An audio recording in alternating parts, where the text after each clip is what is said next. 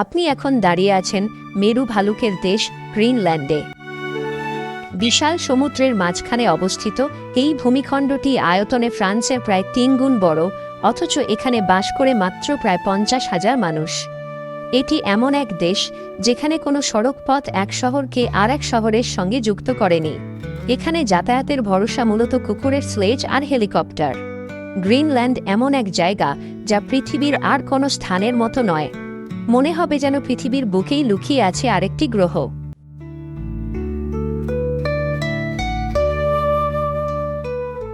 তাই চলুন মানচিত্রের শেষ প্রান্ত পেরিয়ে প্রবেশ করি এমন এক জগতে যেখানে এখনও প্রকৃতি সর্বময় শাসক।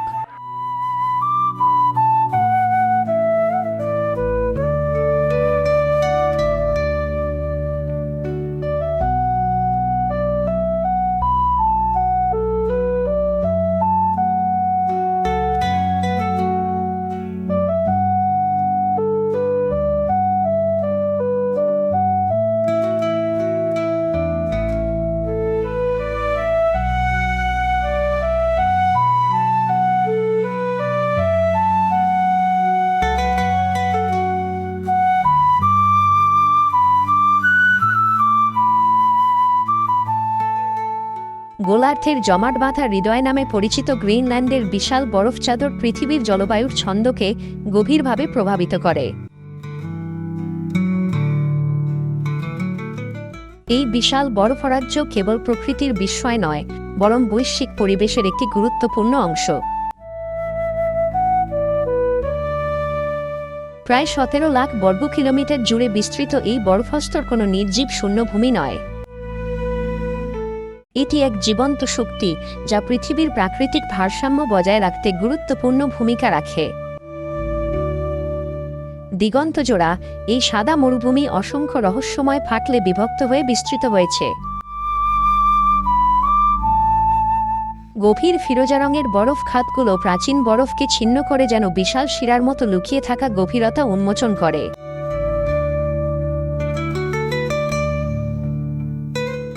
উপরে অবিরাম বয়ে চলে মেরু অঞ্চলের তীব্র বাতাস। সেই বাতাস বরফকে জমাট ঢেউয়ের আকার দেয় এবং হাজার বছরের নিঃসঙ্গতার এক অনন্ত সুর বয়ে নিয়ে চলে।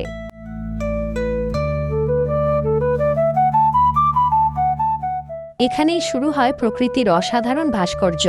প্রচণ্ড গর্জনের সঙ্গে বরফের বিশাল অংশ ভেঙে পড়ে এবং জন্ম নেয় দৈত্যাকার হিমশৈল। এই ভাসমান বরফ দৈত্যগুলো সমুদ্রের একটি গুরুত্বপূর্ণ বাস্তুতন্ত্র গড়ে তুলতে সাহায্য করে। ভেসে চলার সময় যখন এগুলো ধীরে ধীরে গলে যায়, তখন সমুদ্রে ছড়িয়ে দেয় খনিজ সমৃদ্ধ পুষ্টি উপাদান। সেই পুষ্টি থেকে শুরু হয় অণুবীক্ষণিক প্ল্যাঙ্কটনের জীবন, যা শেষ পর্যন্ত বিশাল তিমির খাদ্য শৃঙ্খলকে টিকিয়ে রাখে। কিন্তু এই জমাট হৃদয় আজ ক্রমেই ভঙ্গুর হয়ে উঠছে।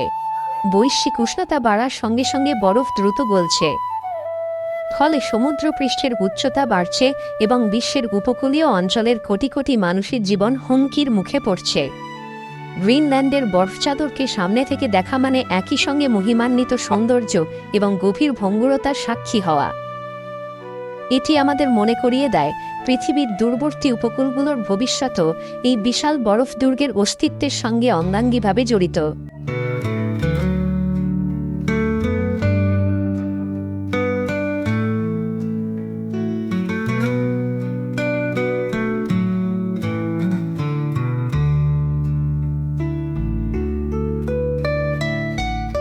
নুক।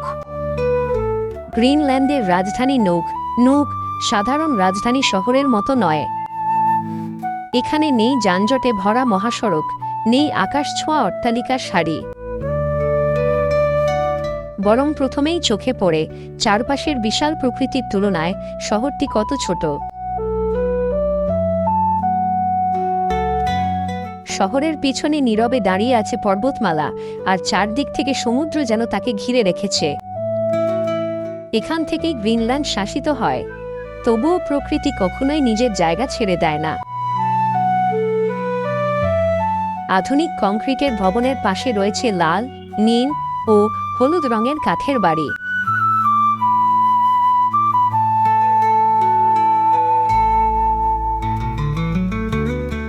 শীতকালে যখন তুষারে চারপাশ একাকার হয়ে যায় তখন এই উজ্জ্বল রঙই মানুষকে পথ চিনতে এবং নিরাপদ স্থান খুঁজে পেতে সাহায্য করে। আজও সেই রঙিন বাড়িগুলো মনে করিয়ে দেয় এই শহর উচ্চাকাঙ্ক্ষা থেকে নয়, বরং প্রয়োজনের তাগিদে গড়ে উঠেছিল। একটি রাস্তায় সরকারি দপ্তর আর পাশের রাস্তায় মাছ ধরার নৌকা থেকে মাছ নামানোর দৃশ্য, এখানে দুটোই সমান স্বাভাবিক।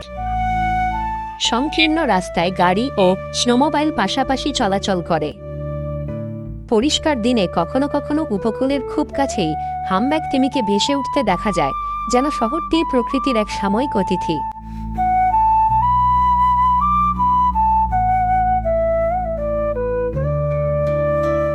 গ্রিনল্যান্ডের প্রায় 1/3 মানুষ এই শহরে বাস করলেও কখনোই এটিকে ভিড়ভাট্টার শহর বলে মনে হয় না। এখানকার মানুষ আবহাওয়ার পূর্বাভাস দেখার আগেই প্রকৃতির পরিবর্তন অনুভব করতে পারে। তাদের দৈনন্দিন জীবন নির্ভর করে বাতাস, বরফ এবং দিনের আলোর ওপর। শীতকালে দীর্ঘ অন্ধকার নেমে আসে, তখন রাস্তার বাতি আর ঘরের জানালার আলোয় শহর আলোকিত হয়ে ওঠে। আর গ্রীষ্মে সূর্য যেন অস্ত যেতে ভুলে যায়, সময়ের অনুভূতিও বদলে যায়।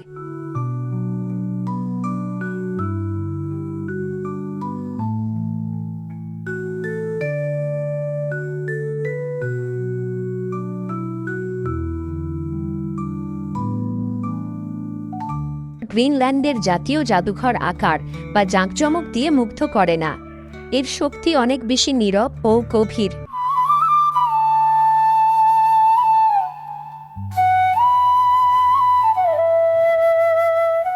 এখানকার সবচেয়ে বিখ্যাত নিদর্শন হল খিলাকিৎসোক মমি। 3 জন নারী ও একটি শিশুর দেহ প্রাকৃতিকভাবেই বরফে সংরক্ষিত ছিল। তারা হাজার বছরের পুরনো ইতিহাসের এক অনন্য জানালা খুলে দেয়। তাদের মুখে নেই আতঙ্কের ছাপ, বরং রয়েছে এক অদ্ভুত শান্তি।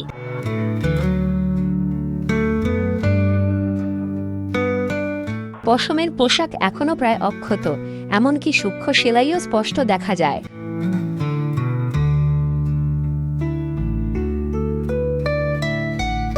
প্রতিটি খুঁটিনাটি যেন জানিয়ে দেয় তারা কোনো উদ্ধার বা খ্যাতির অপেক্ষায় ছিল না। সামনে ছিল শুধু শীত, অন্ধকার এবং অজানা ভবিষ্যৎ। 5 শতাব্দী পরেও আর্কটিক তার প্রতিশ্রুতি রক্ষা করেছে। চামড়া, চুল, সরঞ্জাম, এমনকি মুখের অভিব্যক্তিও অক্ষত রয়েছে, যা প্রাচীন ইনুইট জীবনের এক নীরব দলিল। জাদুঘরের বাইরে নুক শহর এগিয়ে চলে, ফোন, যানবাহন আর ব্যস্ত সময়সূচির ছন্দে।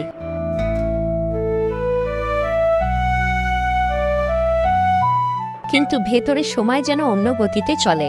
এখানে নীরবতার মধ্যে সংরক্ষিত রয়েছে ঐতিহ্য, টিকে থাকার সংগ্রাম এবং মানুষের পরিচয়।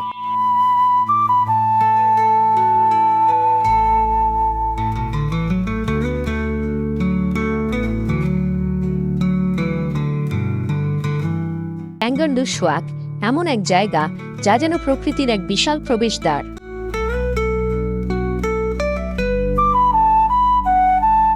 এখানেই রয়েছে গ্রিনল্যান্ডের সবচেয়ে বড় আন্তর্জাতিক বিমানবন্দর, তাই এটি দেশের প্রধান প্রবেশপথ।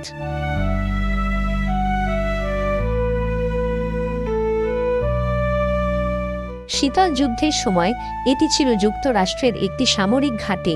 সেই ইতিহাসের ছাপ আজও স্পষ্ট।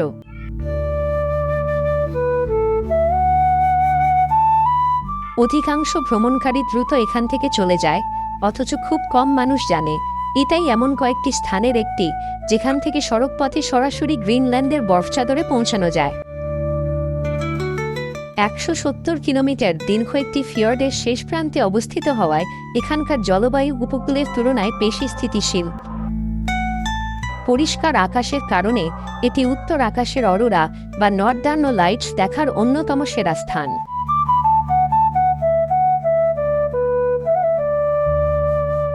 এলাকাটি মাস্ক অক্সেরও আবাসস্থল। ক্যাঙ্গারলুসওয়াক তার সৌন্দর্য দিয়ে নয়, বরং অভিযানের সুযোগ করে দিয়েই নিজেকে গুরুত্বপূর্ণ করে তোলে। এবং যেন শেষবারের মতো মনে করিয়ে দেয় গ্রিনল্যান্ডের অভ্যন্তর কোনো দর্শনীয় দৃশ্য নয়। এটি এক নীরব অথচ শক্তিশালী উপস্থিতি, যা কখনোই মানুষের জয় করার জন্য অপেক্ষা করে না।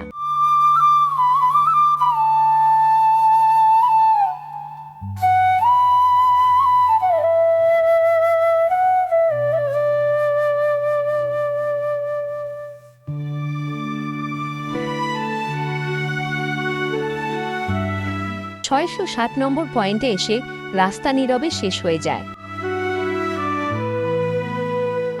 এখানে নেই কোনো স্বাগত ফলক, নেই ভূমি ও বরফের মাঝে কোনো সীমারেখা। এক মুহূর্ত আগেও আপনি ছিলেন পাথর আর কাঁকড় ভরা পথে, পরের মুহূর্তেই চারদিক শুধু সাদা বরফ দিগন্ত পর্যন্ত বিস্তৃত। আপনার পায়ের নিচের এই বরফ দ্বীপের যে কোনো মানব বসতির চেয়েও বহু পুরনো। এর কিছু স্তর তৈরি হয়েছিল কয়েক লক্ষ বছর আগে, যখন মানুষের কোনো নাম, কোনো সীমান্ত কিংবা কোনো ইতিহাসই ছিল না। হাত দিয়ে বরফ ছুঁতেই তীব্র শীতলতা আপনাকে মনে করিয়ে দেয় এই জগতে মানুষের উপস্থিতি কেবল ক্ষণিকের।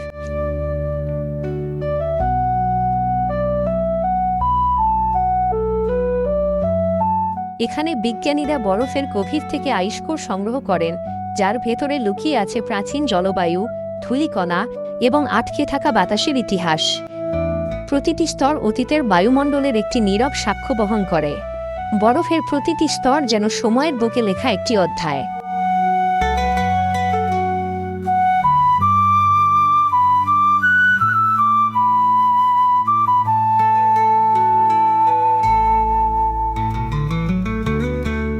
রাসেল হিমবাহকে রাসেল গ্লেশিয়ার দেখার আগেই তার উপস্থিতি টের পাওয়া যায়।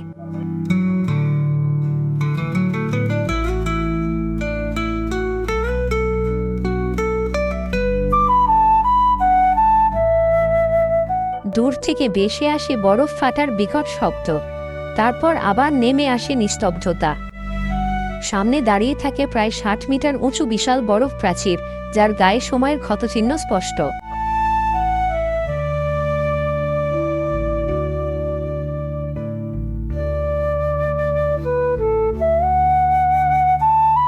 এই হিমবাহকে জীবন্ত বলে মনে হয়, কারণ এটি কখনোই স্থির নয়। হঠাৎ করেই বিশাল বরফখণ্ড ভেঙে নিচের গলিত পানিতে পড়ে, আর প্রতিটি আঘাতে পানির ওপর ছড়িয়ে পড়ে শক্তিশালী তরঙ্গ।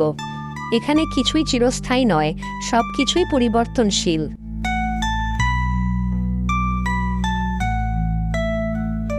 রাসেল হিমবাহের পথে টুন্ড্রা অঞ্চলে প্রায়ই ছোট ছোট দলে রেইনডিয়ারকে দেখা যায়।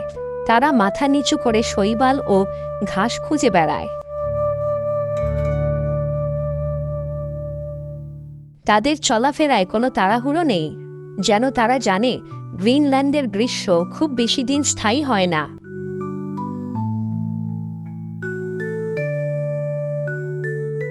আরও দুর্লভ হলো আর্কটিক শিয়াল। তারা হঠাৎ দেখা দেয়, আবার মুহূর্তেই অদৃশ্য হয়ে যায়।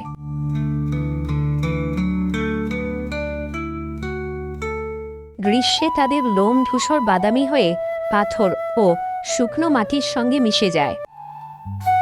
শীত এলে সেই লোম একেবারে সাদা হয়ে যায়, বরফের মধ্যে প্রায় নিখুঁত ছদ্মবেশ।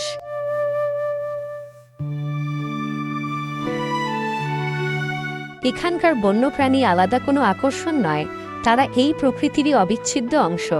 বরফের পাশে ঋতুর সঙ্গে খাপ খাইয়ে এমন এক পৃথিবীতে তারা বেঁচে থাকে, যেখানে শেষ পর্যন্ত নীরবতাই জয়ী হয়।